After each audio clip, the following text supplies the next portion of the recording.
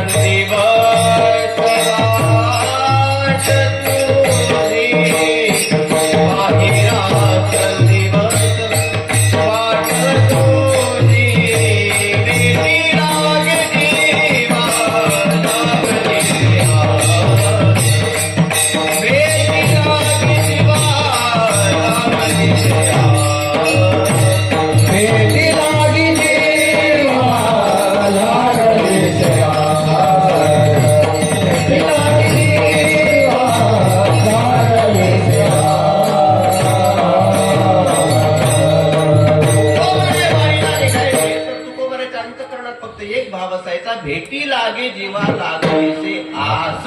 त्या रस्त्यानं चालत असताना बोलावा तरी विठ्ठल, पाहावा तरी विठ्ठल, बोलावा विठ्ठल, पाहावा विठ्ठल, करावा विठ्ठल,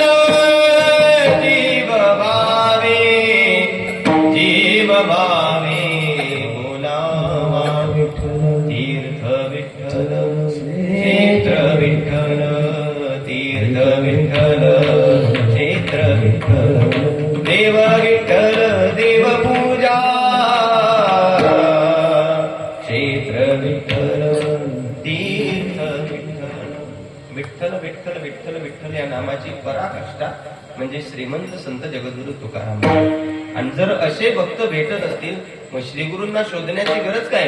श्रीगुरु अशा भक्तांना शोधत स्वतः येत असतात. म्हणून सापडविले वाटे जाता आणि त्या श्रीगुरूंचा अनुग्रह प्राप्त झाल्यानंतर तुकोबऱ्या बोलायला लागले, उजडले भाग्य आता अवघी चिंता वाढली, संत दर्शनी हा लाभ पद्मनाभ जोडीला. आज आमच्या जीवनातली चिंता वारली, ती संपून गेली, ती निघून गेली. कारण संत दर्शनी हा लाभ आणि नुसता लाभ नाही झाला, खरं तर आमच्यावर त्यांची अमूलाग्र अशा प्रकारची न प्राप्त होणारी कृपा झाली. अभंगाचं प्रथम